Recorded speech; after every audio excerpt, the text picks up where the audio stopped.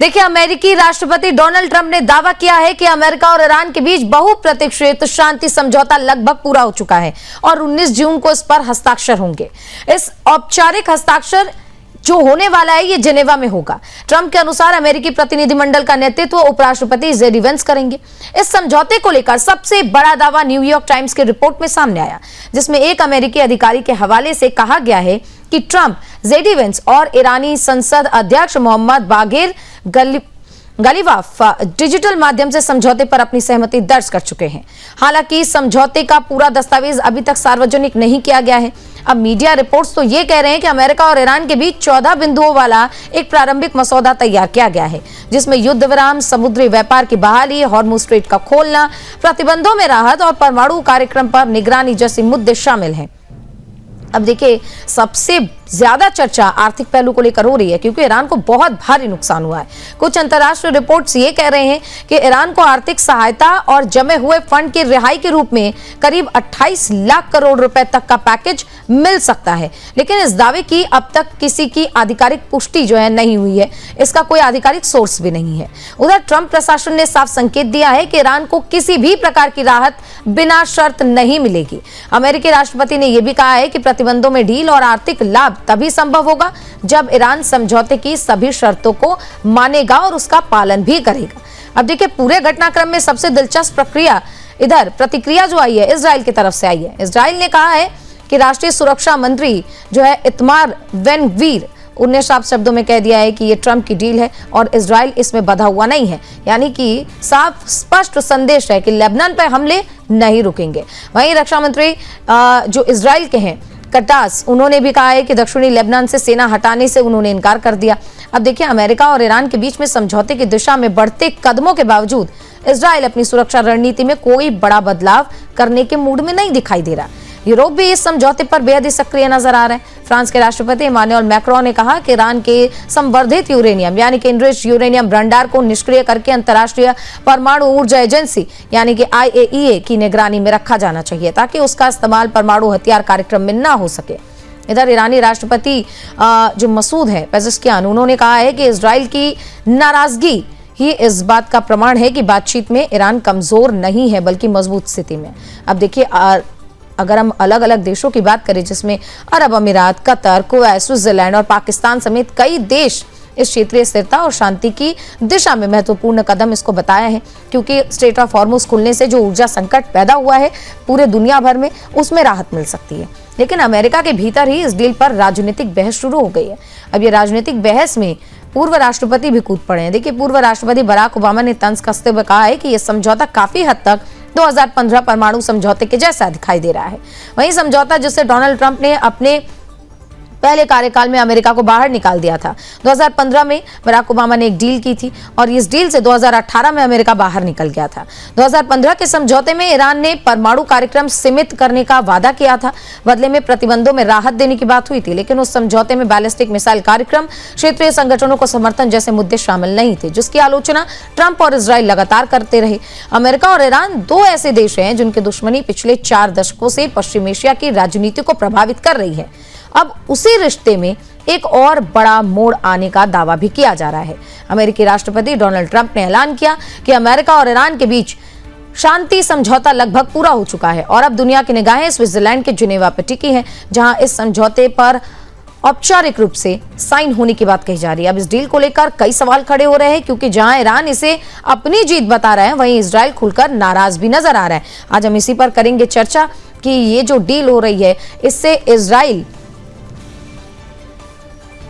जो खुद सामने आ रहा है, अपनी नाराजगी व्यक्त कर रहा है, क्या अमेरिका और इजराइल के रिश्ते में अब कोई दरार आएगी? और इस बीच में ये जो क्षेत्रीय अब विरोध शुरू हुआ है डोनाल्ड ट्रंप के इस फैसले को लेकर, इस पर बराक ओबामा ने जो बयान दिया है, आखिर इसके क्या मायने हैं, समझेंगे। हमारे साथ 2 खास मेहमान जुड़ गए। शिवदान सर जुड़ गए डिफेंस एक्सपर्ट के तौर पर, और हमारे साथ आर लक्ष्मी नारायण राव सर जुड़ गए हैं, विदेश मामलों के जानकार। आप दोनों का बहुत बहुत स्वागत। राव सर, सबसे पहले शुरुआत आपसे होगी, क्योंकि अब ये डील लगभग हो चुकी है, लेकिन अब अमेरिका में भी इसको लेकर जो है देखिए राजनीतिक बयानबाजियां तेज हो गई है। और 2015 की डील और इस डील में क्या अंतर है, हम सबसे पहले ये समझना चाहेंगे।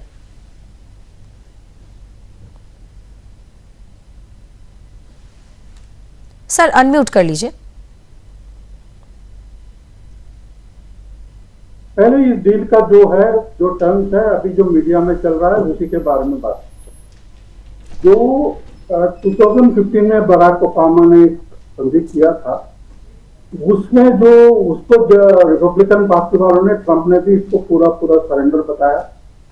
उसमें ये था कि अपना जो ईरान के पैसे जो अमेरिका में वो लोगों ने पेन करके रखे थे, उसमें पार्ट रिलीज हुआ था, और उसके बदले में उन्होंने इंटरनेशनल इंस्पेक्टर्स को अंदर आने जाने का, ईरान में जाने का, और दूसरा ये जो मिसाइल का जो अभी जो कैपेबिलिटी है उसको बढ़ाने के लिए उसमें कुछ भी नहीं था, और जो रीजनल पीस के बारे में उसमें कुछ भी नहीं था। तो ये जो 3-4 चीजों के ऊपर, और ट्रंप ने बोला था कि ये ईरान की जो न्यूक्लियर वेपन बनाने का जो कैपेबिलिटी है उसको इन्होंने ये कैप नहीं किया, वो रिवर्स नहीं किया, और ईरान पे चीटिंग कर रहा है, ये ईरान के ऊपर ये आरोप इन्होंने लगाया था ट्रंप। उसके बाद 2018 में इन्होंने बाहर आ गया था उस डील से, उस डील को रिजेक्ट कर दिया था, और उसके बाद वो 2.5 ईयर्स खुद पावर में थे। उसको रिप्लेस करने में या उसके ऊपर और स्ट्रांग कुछ करने में उन्होंने कुछ नहीं किया बाद में। और अभी जो हुआ है अभी लगभग वही है। इसमें भी यही है कि ईरान का जो प्रॉमिस है, हम न्यूक्लियर वेपन नहीं बनाएंगे, वो प्रॉमिस को ठीक है ऐसे ही रखा है। और दूसरा, अभी तक उन्होंने जो पीछे गया है कि इंटरनेशनल इंस्पेक्टर्स को, आईएईए का इंस्पेक्टर्स को नहीं अंदर आने देते हैं, उसमें उन्होंने पीछे गया है, अभी वो लोग आने देंगे। ये सब, ये एक थोड़ा इंप्रेसिव अचीवमेंट था कि अभी थोड़ा इंस्पेक्शन चलेगा। ईरान का पोजीशन ये है कि पहले से वो बोल रहे हैं कि हमको कोई इरादा नहीं है कि हम न्यूक्लियर वेपन बनाए, और हम पहले बोल रहे थे, हमारा खुमैनी ने फतवा भी दिया था, तो इसलिए तो न्यूक्लियर वेपन हम तो बनाएंगे नहीं। लेकिन इन्होंने जो यूरेनियम एनरिचमेंट 60% करके जो दिया था, उसका कोई लॉजिक नहीं है। अब अगर आप वो लेवल पे आप एनरिचमेंट कर रहे हैं तो आप शायद न्यूक्लियर वेपन बनाने के लिए ही जा रहे हैं, क्योंकि इतना हाई लेवल पे एनरिचमेंट सिविलियन पर्पस के लिए नहीं होता। राव सर, क्योंकि जिस डील को लेकर 2018 में ट्रंप इसको अलग हो गए और सरेंडर बताते हुए अलग हुए, अब एक बार फिर से लगभग वही डील हो रही है। क्या ये लगता है कि अगर उस समय ये डील कैंसिल नहीं हुई होती तो आज ये स्थिति उत्पन्न नहीं होती, ये पैदा नहीं होती? अगर वो उस समय पे जो इनका जो एटीट्यूड और इनका काम करने का तरीका है, और इसका हिस्ट्री भी है, जब बराक ओबामा इसके डील में हुए थे तो सारे रिपब्लिकन पार्टी वालों ने इसको अपोज किया था, और ट्रंप इसमें फ्रंट फुट में था उस वक्त। तो एक बार ये अपोज करने के बाद उसको पावर में आने के बाद उसको पीछे मुड़ना ही था, तो वो मुड़ गए। लेकिन अगर उसी डील के ऊपर और कुछ बेहतर नेगोशिएट करने के लिए ट्राई किया तो कुछ भी हो सकता था। लेकिन उसमें ईरान की भी ये गलती है कि वो ये बोल रहे थे कि हम वही डील के ऊपर करेंगे, उससे ज्यादा इंप्रूव नहीं करेंगे।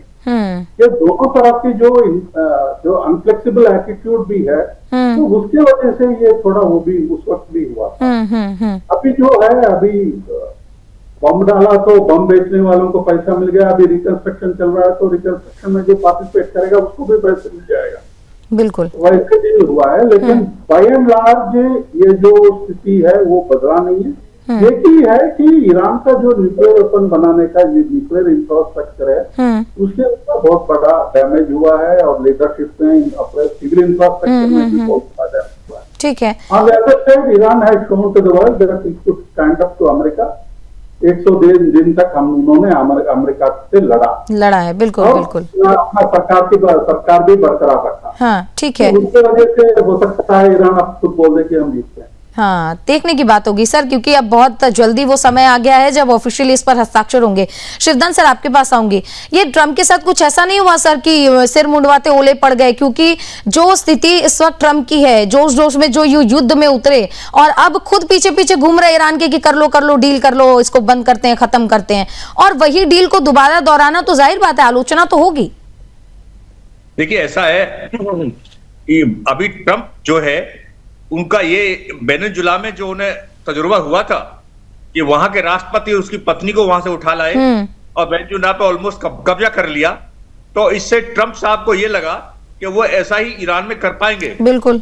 अगर ईरान एक ऐसा देश है जो पिछले 15 साल से अमेरिका के हमले को एक्सपेक्ट कर रहा था और उसने अपनी तैयारी पूरी कर रखी थी कि किस तरह अमेरिका के जो यदि हमला उस पर होता है तो कैसे फेस किया जाए, और ईरान जो है उसने बड़ी बहादुरी से अमेरिका के हमले को मुकाबला किया और अमेरिका के जो बेसिस थे मिडिल ईस्ट में उनको भी उसने उसी तरह डैमेज किया जिस तरह ईरान पर अमेरिका ने हमला किया था, और उसने इजराइल तक पर अपनी मिसाइलें दागी और ईरान ने यह सिद्ध कर दिया अमेरिका को कि वो किसी से कम नहीं है।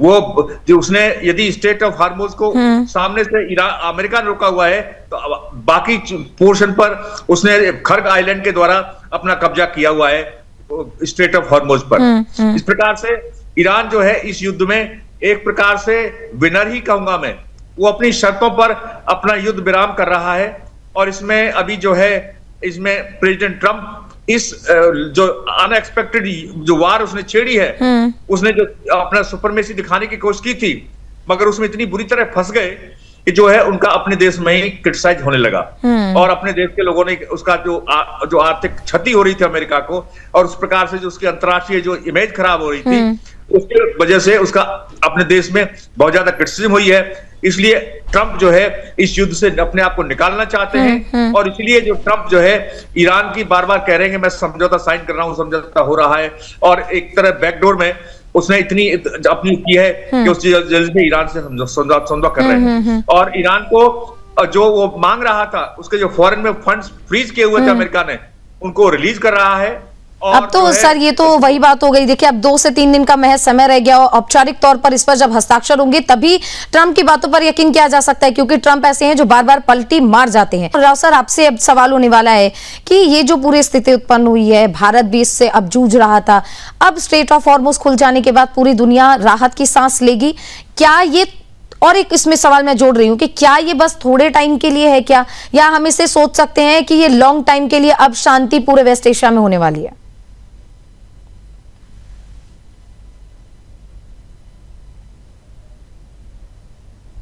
Sir unmute. जहां तक ट्रंप है वहां तक कोई लॉन्ग टर्म डील का लॉन्ग टर्म गारंटी कोई डील में नहीं होता, और इस डील में जो आपने बहुत सारे 60 डेज का जो मॉरेटोरियम पीरियड है जो भी आप बोले वो सब लगाया, और बाद में जो भी इम्प्लीमेंटेशन ये सारा लगाया, हर जगह अमेरिका को पीछे जाने के लिए एक पाथ छोड़ के रखा है। तो ये डील अभी तो चल रहा है, लेकिन बाद में कुछ प्रॉब्लम होगा नहीं होगा ये हम बता नहीं सकते, क्योंकि टेम्पररी ये बहुत अच्छा है कि थोड़ा कुछ ऑयल का प्राइस कम हो सकता है, लेकिन ये परमानेंटली होगा या नहीं होगा, जैसे मैंने बताया कि जहां तक ट्रंप है तो ये कोई गारंटी नहीं है। और दूसरा क्या है कि ये जो डील में जो पैसे मिलना है, आप थोड़ा इसको देखेंगे, इमीडिएटली ये डील के अंदर उनका जो $24 बिलियन का जो पैसे हैं वो पैसे इमीडिएटली, इसमें कुछ भी पैसे इमीडिएटली साइन होने के तौर नहीं आए। जेनीवा में ये आप बोल रहे हैं कि जो साइन हुआ है होगा, लेकिन ऑलरेडी ये पब्लिक में ये बोला है कि डिजिटली ये डॉक्यूमेंट साइन हुआ है। बिल्कुल डिजिटली साइन हुआ है, हम जेनीवा में वहां जेडी में जाके साइन कर रहे हैं। तो ये साइन होने के बाद तुरंत पैसे नहीं जा, ट्रंप ने बोला कोई पैसे नहीं जाएगा, पहले बोल रहा था, लेकिन जेडी वहां थोड़ा इसको डिप्लोमेटिकली है, थोड़ा इसके इधर उधर घुमा के बोला है कि पहले पैसे नहीं देंगे, लेकिन जहां तक यह है कि तुरंत $12 बिलियन का पैसे शायद उनको मिले, तो कौन सा टीम पे मिले या कोई लोन का या ग्रांट हो कोई है जो भी उसको करेंगे, लेकिन ये पैसा तो ईरान का ही है। बिल्कुल। और ये 24 में आधा भी आएगा, आधा बाद में कभी आएगा, उसका कोई पब्लिकली कुछ नहीं बोल रहा है। और ये जो रिकंस्ट्रक्शन का $300 बिलियन का जो बोल रहे हैं कि ये सारा का सारा ये है कि ये कंस्ट्रक्शन में एक फंड होगा, ये अमेरिकन टैक्स पेयर से नहीं आएगा, ईरान में कोई इन्वेस्टमेंट कराए उससे इंफ्रास्ट्रक्चर के लिए $300 बिलियन का बोल रहे हैं कि फिगर कहां से आएगा। अब दुनिया में किसी के पास पैसे नहीं, यूरोप के पास नहीं है, चाइना तो नहीं देगा, कहां से, अमेरिका पास तो पहले से ही नहीं है, ये पैसा कौन जगह ये कोई ये नहीं है। ये अभी तो चल रहा है, अभी तो चल रहा है, लेकिन ये है कि अमेरिका में नवंबर में इलेक्शन होने वाला है, तो इलेक्शन के नजदीक में ये थोड़ा ज्यादा डिस्टर्बेंस नहीं रखेंगे, तो इसके वजह से इंटरनल पॉलिटिकल रीजन से ट्रंप तुरंत जंग में और एक बार फंसने के लिए तैयार नहीं है। मतलब सर कह सकते हैं कि ट्रम्प की कुर्सी पर अभी इस वक्त खतरे की तलवार लटक रही है। नहीं, और 2 साल का टर्म है, लेकिन शायद इन्होंने इतना जल्दी इसलिए किया है ताकि कम से कम वो कांग्रेस में उनकी मेजॉरिटी तो जाएगी, सेनेट में शायद मेजॉरिटी बचाने के लिए, क्योंकि वहां शायद 3 का इनका कोई ये है। ठीक है सर। शिवदान सर आपके पास आऊंगी कि जो युद्ध ही इजराइल की वजह से शुरू हुआ, अब इस डील में इजराइल नहीं है, इजराइल नाराजगी और व्यक्त कर रहा है। क्या अगर ये डील सच में हो जाती है, सिग्नेचर ऑफिशियली हो जाते हैं, तो अमेरिका और इजराइल के रिश्ते में फर्क पड़ेगा? देखिए, सबसे पहले मैं ये बताना चाहता हूं कि 1949 में इजराइल की स्थापना हुई, अरब देश से जो जाके वो इजराइल से थे, काफी मुस्लिम देशों ने पहले तो उसको रिकॉग्नाइज ही नहीं किया था। अरब इजराइल भी कोई देश है, मगर अभी कुछ समय से कुछ देशों ने उसको रिकॉग्नाइज कर दिया है, मगर ईरान ने इजराइल को नहीं किया है। और बहुत देश हैं इजराइल के जो देश, तो सबसे पहले इस समझौते में इजराइल की कम्युनिकेशन होनी चाहिए, और इजराइल के खिलाफ जो खतरे पैदा किए हुए ईरान ने, हिजबुल्लाह और हमास और हुती, इन संगठनों पर लगाम लगाई जानी चाहिए थी। क्योंकि समझौता हो भी जाता है और ये संगठनों पर लगाम नहीं लगती है, तो ये संगठन मिडिल ईस्ट में जिस प्रकार के शांति पहले चल रही थी, उस शांति को चालू रखेंगे, और ये इस प्रकार से सिचुएशन को पहुंचा दें कि हो सकता है अमेरिका को दोबारा इसमें इंटरवेंशन करना पड़े। क्योंकि इस बार भी जो इंटरवेंशन अमेरिका ने किया है, जो काफी दिन से हमास और इजराइल और हमास और हिजबुल्लाह और ईरान, इन सब से उसका चल रहा था कन्फ्रंटेशन, तो अमेरिका बीच में आकर के ईरान को शांत की है। तो इस सबसे पहली बात है कि मिडिल ईस्ट में लड़ाई का उस इन आतंकवादी पर कुछ ना कुछ चाहिए था, अदरवाइज ये विराम स्थायी नहीं हो पाएगा।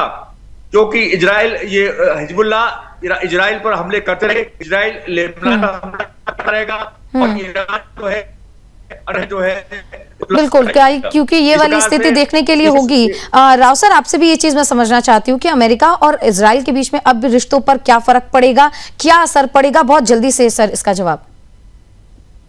नहीं, फर्क तो पड़ेगा, क्योंकि अगर जो इजरायली गवर्नमेंट चाहता है कि ये जंग चले, और इसका जो भी रेजिम चेंज हो, या सारी चीजें वो बोल रहे हैं, लेकिन अमेरिका का जो लिमिटेशंस है वो अभी बहुत एक्सपोज हो गए हैं कि ट्रंप अपना जो what you call in English में बोलते हैं ना, कट योर लॉसेस, अभी अपना नाक कट गई है कि अभी मेरा नाक नहीं कटी है, मैं बहुत अच्छा हूँ, सुंदर हूँ, वो दिखा रहा है। तो इनकी कंपल्शन वो है, और वो कंपल्शन के मारे ये इजराइल का बात नहीं सुनेगा। लेकिन इजराइल का लॉबी जो अमेरिका में है, that is also facing some considerable opposition, अभी वो भी है। तो मेरे हिसाब से बिगड़ेगा, लेकिन इजराइल का अमेरिका ऊपर डिपेंडेंस भी ज्यादा है, और अमेरिका का स्ट्रेटेजिक इंटरेस्ट इजराइल में भी ज्यादा होगा। थोड़ा ये, लेकिन ज्यादा तो नहीं होगा, क्योंकि ये जैसे साथी साहब ने बताया था, उसके हिसाब से ये जो टेररिस्ट क्या करेंगे, हिजबुल्लाह और हमास, ये लोग ये तो इजराइल ने तो बिल्कुल कसम खा ली है कि हम खत्म करके ही मानेंगे। हालांकि अब देखते हैं कि इस डील के बाद क्या रिश्तों में फर्क पड़ेगा, और आगे चलकर तमाम देश कूटनीति का कौन सा रास्ता अपनाते हैं। बहुत बहुत धन्यवाद, आप दोनों मेहमान आप हमारे साथ जुड़े और अपना कीमती समय दिया। तो देखिए, अब बहुत ही जल्दी डील होने वाली है, उम्मीद तो यही है कि अब शांति बरकरार होगी। देखते हैं आगे क्या होता है। फिलहाल के लिए चर्चा में बस इतना ही। नमस्कार।